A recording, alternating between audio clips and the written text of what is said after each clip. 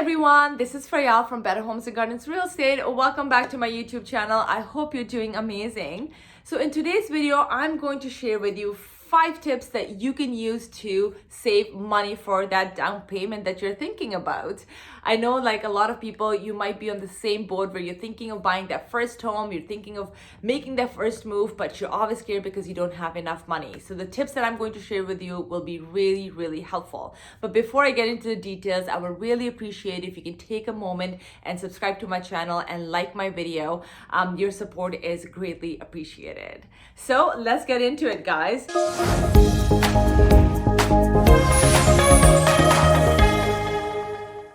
Number 1 tip is to open up a savings account and then forget about it. What I would recommend is to have a monthly set amount that goes from your main account to this saving account. For example, it can be $50 to $100 to $200, whatever amount you're comfortable with. Just set it up and forget about it, and it automatically being transferred every month. You'll be surprised by the end of the year how much money you have saved in that saving account. Tip number 2, guys, is to make sure you go through your bank statements. I learned this lesson a very hard way. I never used to go through my bank statements, but trust me, guys, ever since I started doing that, it's been such a great transformation. I've started noticing the expenses, that unnecessary expenses, the money that I was spending that I didn't need to. For example, the food deliveries, the shopping that I'm doing. Also I've started to see the patterns in terms of the apps subscription that I subscribed to it, and then you can cancel it within the first 10 days, but you forget about canceling them. A lot of small little things you will catch on if you actually look at your bank statements on a monthly basis. Number 3 tip, guys, is to save on the rent.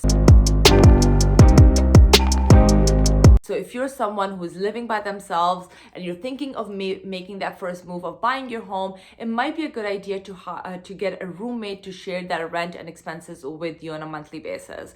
Also, I will recommend, if you have your parents who are living in the same city, it might not be a bad idea to move back with them. I know it's not always an ideal situation, but I always say that the short-term pain can result in a long-term gain. So do consider moving back with your parents and save on that rent.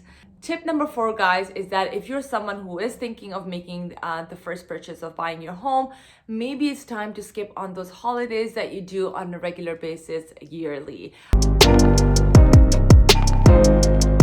I would recommend to maybe skip a holiday or 2, maybe do local something that might not cost that much, but save that money instead in your account and don't go for those trips. Tip number 5, guys, is to get rid of your car.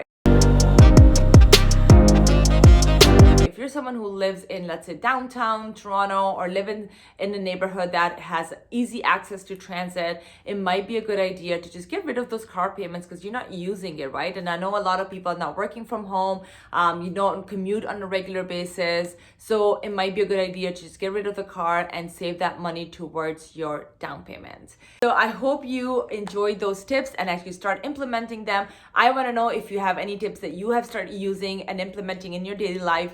Post them in the comments below. It can help all the other people who are watching this video. Have yourself a wonderful day, and remember to be kind to yourself and others.